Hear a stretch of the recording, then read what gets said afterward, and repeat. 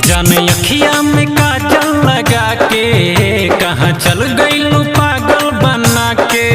अच्छा ये बात बा। अरे हो तू तो अखिया में काजल लगा के कहाँ चल गइलू पागल बना के।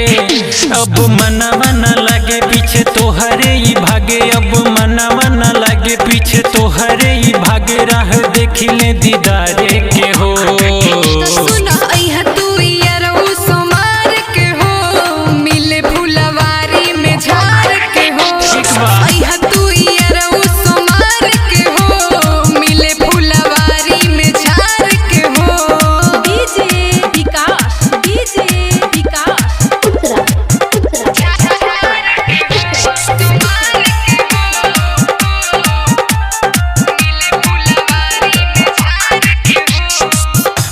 बेचैन चैन कतही न मिले, फिर में तोहरे तो हरदम रहीले।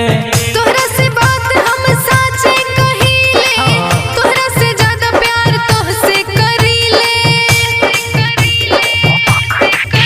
हाँ बानी बेचैन चैन कतही न मिले, फिर में तोहरे तो हरदम रहीले।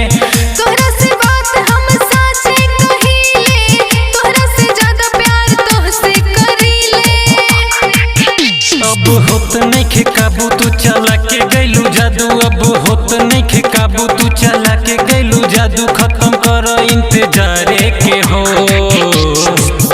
तू यारो सोमार के हो, मिले फुलवारी में झाड़ के हो। तू यारो सोमार के हो, मिले फुलवारी में झाड़ के हो। डीजे विकास, डीजे विकास।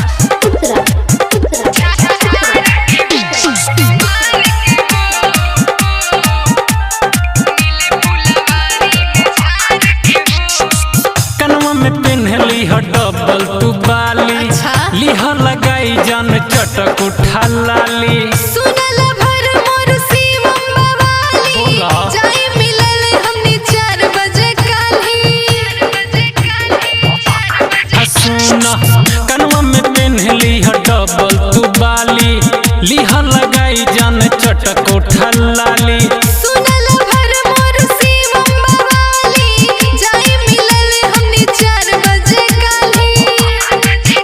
कहे गोविंद सुबास लागताड़ू तू झकास, कहे गोविंद सुबास लागताड़ू तू झकास, राखब तोहके संभारे के हो।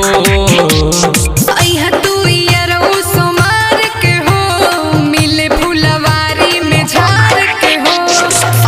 तू यारो सोमार के हो, मिले फुलवारी में झाड़ के हो। तू तो अखिया में काजल लगा के कहाँ चल गइलू पागल बना के। अब मनवा न लगे पीछे तोहरे ही भागे, अब मनवा न लगे पीछे तोहरे ही भागे, राह देखी ले दीदारे के हो।